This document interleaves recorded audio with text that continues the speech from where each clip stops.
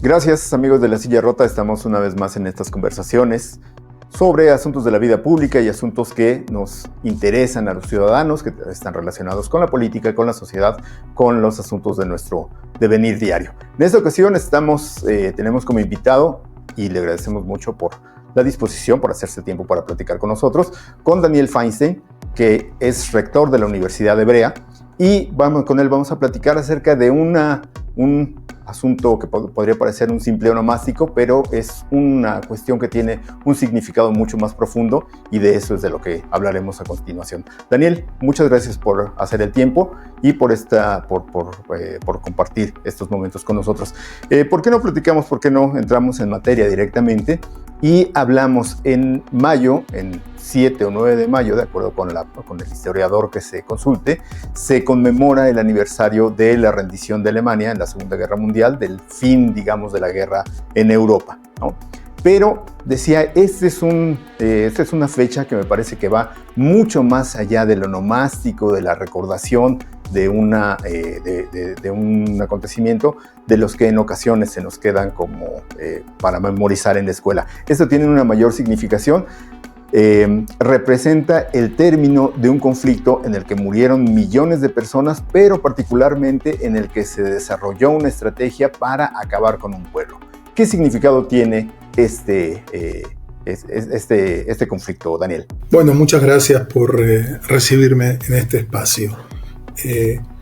Creo que hoy en día, debido a las grandes turbulencias que tiene el sistema político internacional y otra serie de factores, un poco está quedando en el olvido, no se está trabajando con la adecuada seriedad la memoria de un acontecimiento clave que fue el fin de la Segunda Guerra Mundial.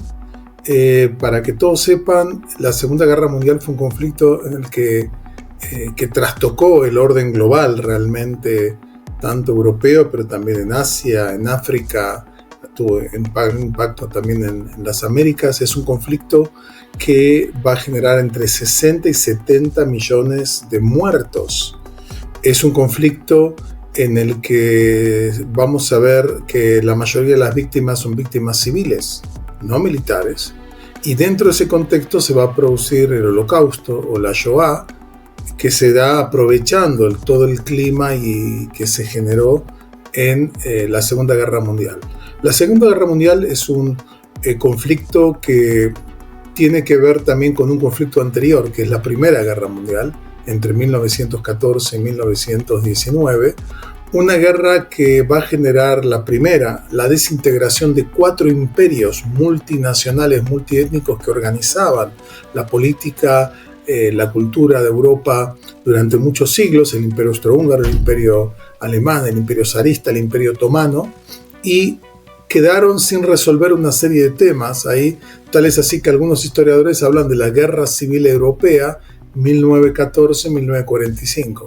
Pero la base del estallido de la Segunda Guerra Mundial fue la ascensión al poder de Adolf Hitler en 1933 y su política de expansión y su política agresiva, que se va empezando a quedar primero con ciertas concesiones de los países europeos, hasta que cuando en septiembre del 39 invade Polonia, ahí ya la gente vio que era una línea roja y se le declara la guerra. Correcto, Daniel. Quizá la guerra empieza en 39, termina en 45, pero no sé si revisando en términos históricos podríamos hablar de que esta guerra marca un antes y un después en términos del horror que se vivió. No creo que podemos hablar una gradación de las guerras. Una fue más inhumana que otra. Todas son terribles, todas tienen víctimas. Tú puntualizabas que en el caso de la segunda, la mayoría de las decenas de millones de muertes se produjo en civiles. Pero en el caso de la Segunda Guerra hay un acontecimiento muy particular, que nos habla quizá de un nivel de maldad, de sevicia que no se había visto antes. Exactamente. Bueno, si usted se refiere al Holocausto, lo que hay que entender es lo siguiente. Hay un libro muy bueno, se llama De Adolfo a Hitler, de un historiador alemán, Thomas, que habla de al final de la Primera Guerra Mundial, Hitler llega a una conclusión que es la siguiente. Uno, hay que unificar a todos los pueblos de habla alemana. Había diversas minorías de habla alemana en Polonia, en Checoslovaquia, obviamente Austria. Dos, hay que expandir. Alemania necesita lo que se llama el Lebensraum, el espacio vital hacia Oriente. Necesita materias primas para poder desarrollar su potencial. Esto implicaría ocupar amplias franjas de lo que es Ucrania, Polonia, etcétera, para poder tener acceso a materias primas que Alemania no tenía. Y tercero, dentro de la concepción nazista, había que eliminar totalmente al pueblo judío como tal. El nazismo, a diferencia de otros movimientos fascistas, porque todos los años 20 vamos a ver el desarrollo de fascismos y vamos a ver un radicalismo político, porque tenemos por un lado los desarrollos del fascismo, empezando por el fascismo italiano con Mussolini y otras variantes que va a haber en 8 o 9 países europeos, pero también tenemos en Rusia, en el contexto de la Primera Guerra, la revolución bolchevique, que siendo un grupo minoritario al comienzo de una revolución más democrática, más abierta, se queda con el poder y va a instalar una cruel dictadura que va también a causar decenas de millones de muertos, de hambre, de persecución. Entonces, en un clima de una política muy radicalizada, de muchísima violencia ejercida contra poblaciones civiles, tenemos que el nazismo, a diferencia de fascismos y a diferencia del comunismo soviético, desarrolla una ideología netamente racial. Uno de los corazones del nazismo es la concepción de las razas superiores e inferiores y las razas peligrosas, y en este caso para el nazismo los judíos son la base del, como lo llamaban, judeo-bolcheviquismo, de todas las desviaciones, y se generó una política sistemática que incluyó legislación, que incluyó todo el aparato estatal, inteligencia militar, seguridad, todo el aparato tecnológico para exterminar completamente a un pueblo de la faz de la tierra, donde no era un pueblo donde existía un conflicto geopolítico, militar, como podía haber entre ucranianos con polacos, con alemanes, o un conflicto entre Alemania y Rusia, entre Rusia, que había conflicto. Acá se trata de exterminar a toda una población independiente, o cada hombre, mujer y niño, y esa ideología se empieza a implementar. Empezó a implementarse antes, cuando los nazis suben al poder, empiezan a excluir a los judíos de la vida pública, de los derechos, de la ciudadanía, y paulatinamente los expulsan de todos los puestos públicos, etcétera, etcétera. Pero con el tiempo y con la guerra se desarrolla una política de quita de derechos, definición jurídica de quienes judíos, concentración en distintas zonas, posteriormente envío a campos de concentración y más adelante envío a campos de exterminio. Es decir, se genera una política abierta. Y lo paradójico es que, por ejemplo, en el año 44, a finales del 44, Alemania está perdiendo la guerra, es claro para todos, incluyendo para los militares alemanes, y los militares tienen que seguir enviando materiales al frente este, en trenes, todo. Los nazis decían, no, es más importante que en lugar de eso mandemos a población civil, por ejemplo, de Hungría, a los campos de exterminio como Auschwitz, más importante que mandar pertrechos y alimentos a los propios soldados alemanes ahí. O sea, había una cuestión ideológica central que le da un carácter único a un genocidio de alcances más allá de cualquier proporción.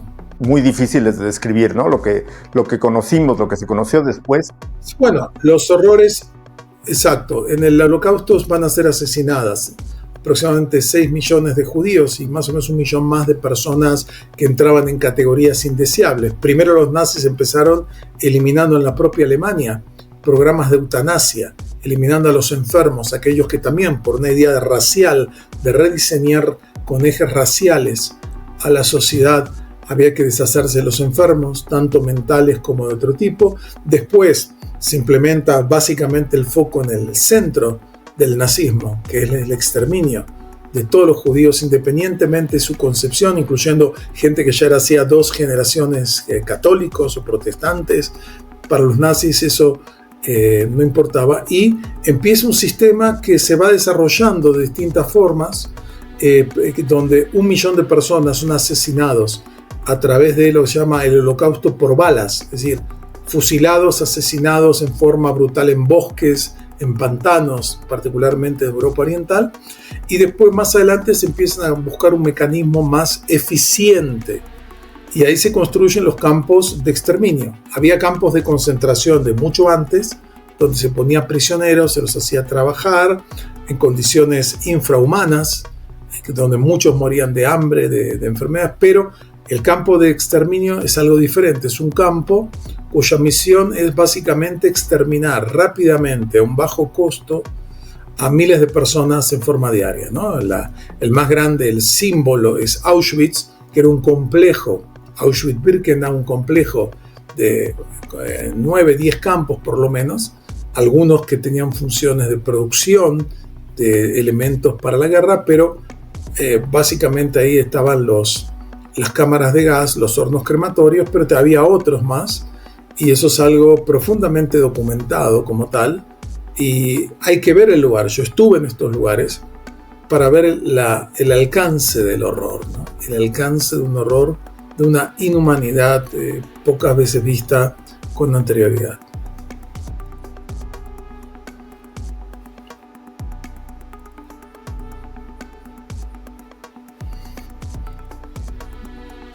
Exacto. Bueno, acá se mezclaron formas tradicionales de muerte, de guerra, de matanzas, de ataques, digamos, a través de violencia más física, más directa, de palos, hachas, balas, pero también en los sistemas, digamos, del uso de la tecnología con gases como Ciclón B, que es un gas que antes se usaba para otros usos y ahora se lo va a usar para el sistema de asesinato sistemático de la población judía, fundamentalmente también alguna población, digamos, gay, lesbian, gente de los Roma, ¿no? De los gitanos, y algunos opositores radicales. Ese era el público que era básicamente asesinado, pero también no nos olvidemos la deshumanización de campos de prisioneros rusos donde millones van a morir de hambre y de enfermedades, y lo mismo lo que es trabajo forzado,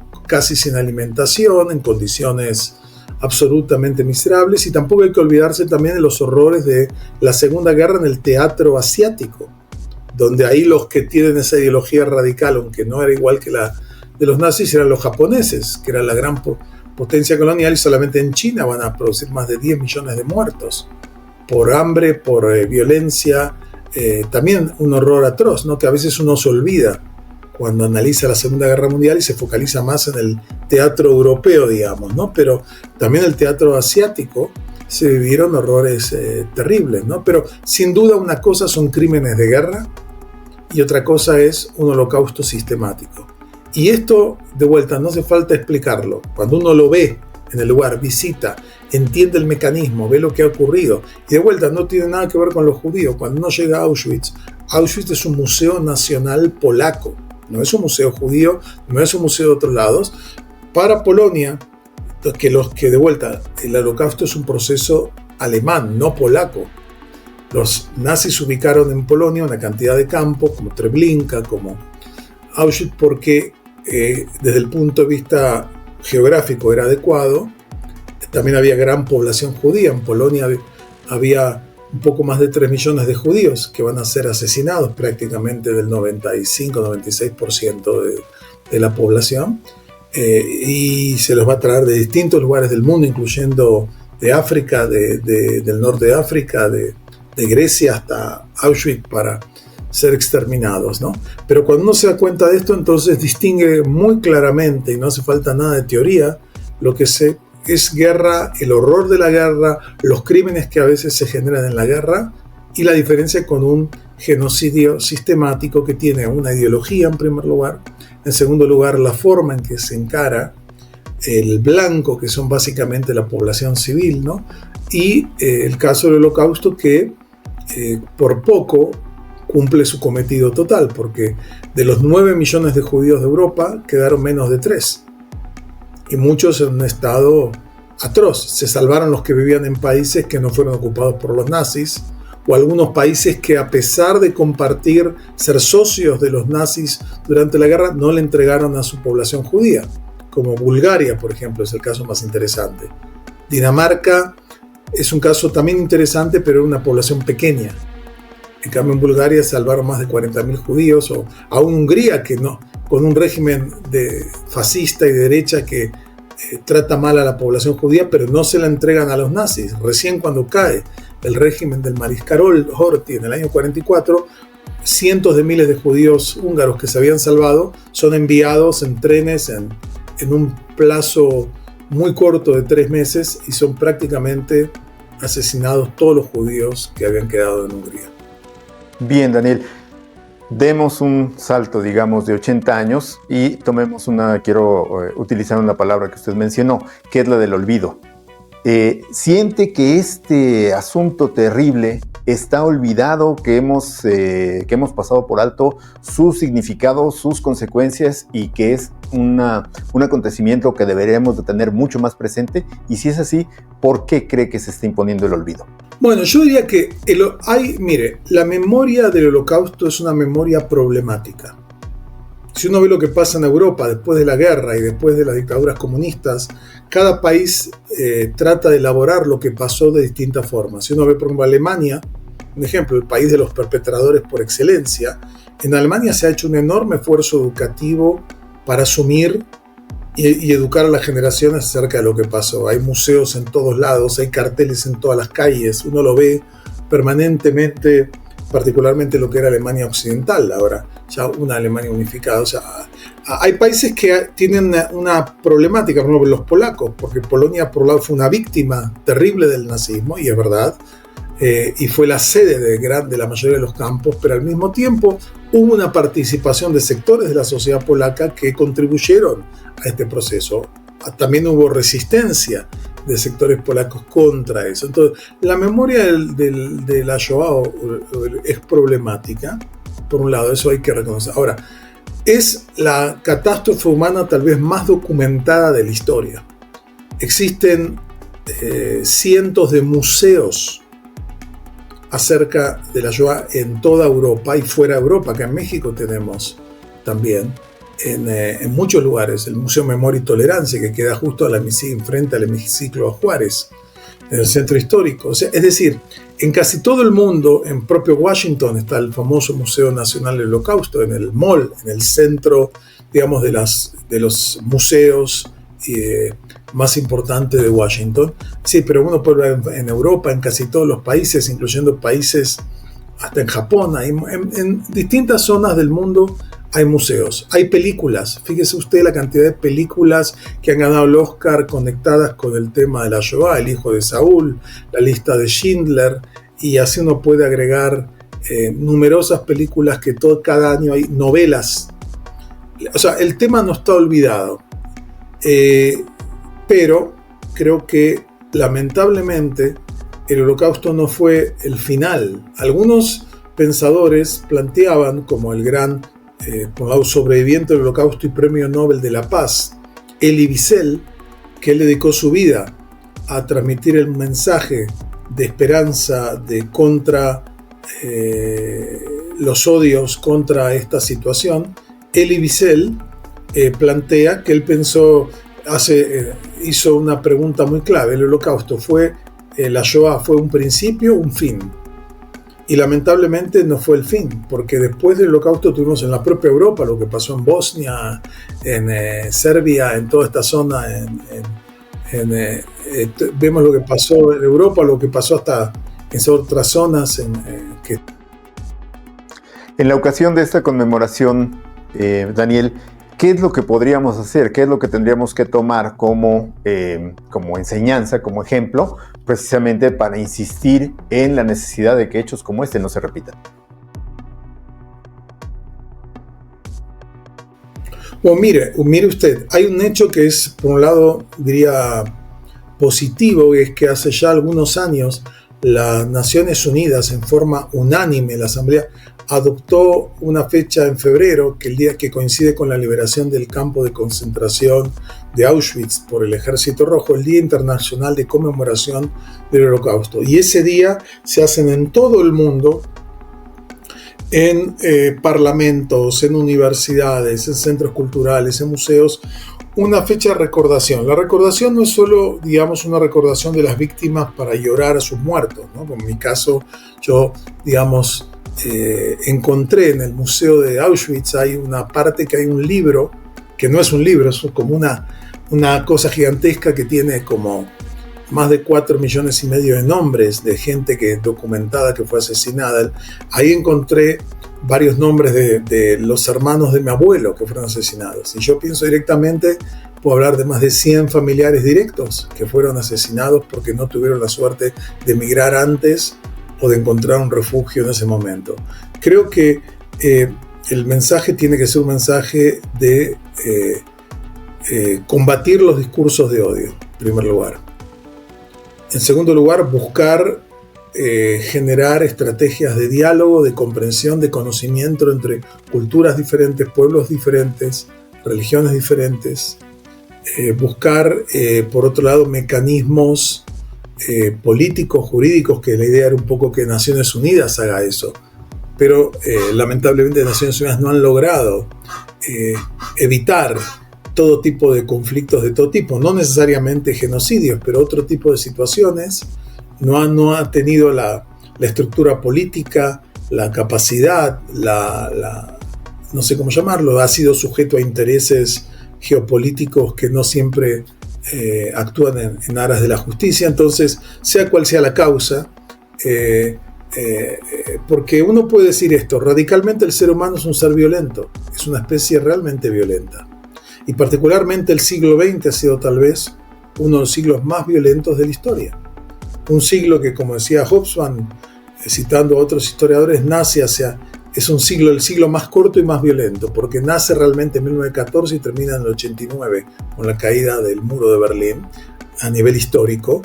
Pero en esos años ocurrieron cosas inimaginables. Entonces el Holocausto nos replantea que valores centrales como la dignidad humana, la libertad, pueden ser fácilmente destruidos.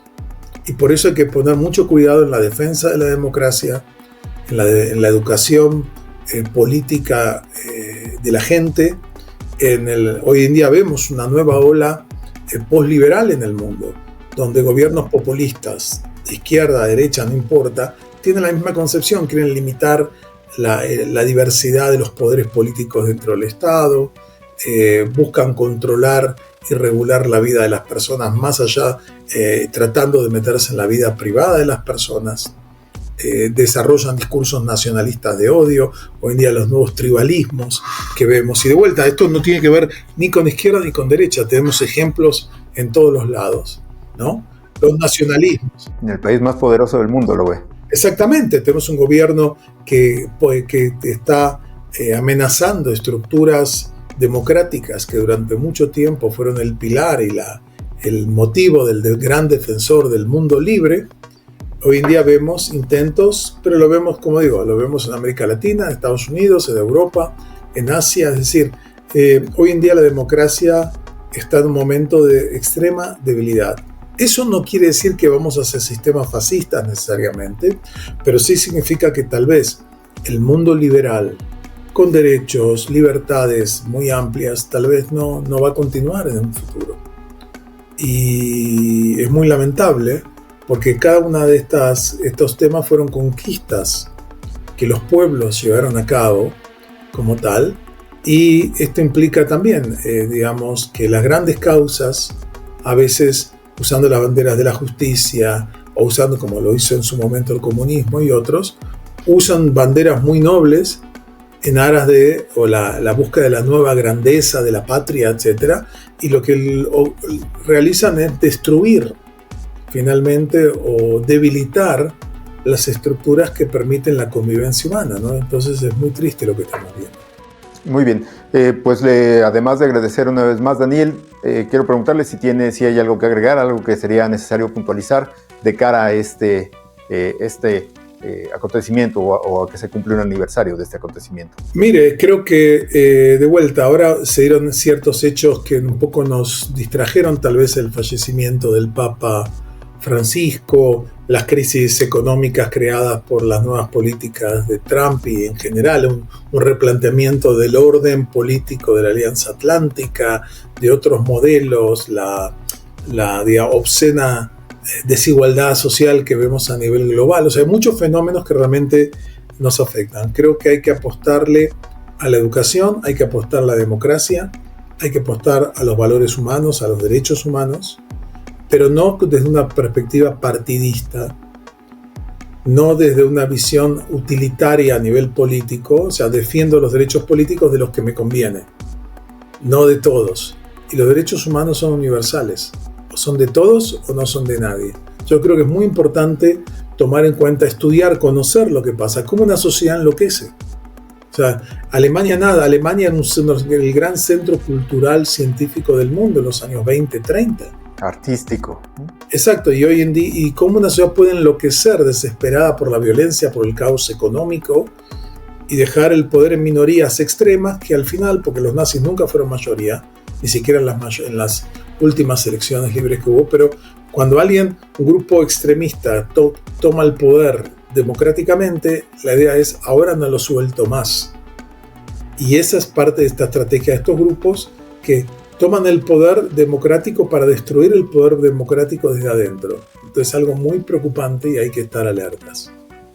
Son las enseñanzas que nos deja la historia, ¿no? Así es. Que lamentablemente no siempre atendemos. Daniel, le agradezco mucho. Bueno, alguien decía una frase muy interesante, es que aquellos que aprenden de la historia y las lecciones de la historia finalmente sufren a cargo de aquellos que nunca aprenden de la historia y que son los que tienen el poder. Entonces, de alguna forma, creo que sí hay que aprender algo de la historia, pero bueno, hay que seguir luchando con un espíritu optimista. No hay que dejar de creer y dejar de luchar por estas causas. Muy bien. Le agradezco mucho, Daniel. Muchas gracias por haber estado con nosotros en estas conversaciones, en estas charlas con La Silla Rota, y esperamos que nos sigan acompañando. Gracias. Muy amable, Daniel. Gracias.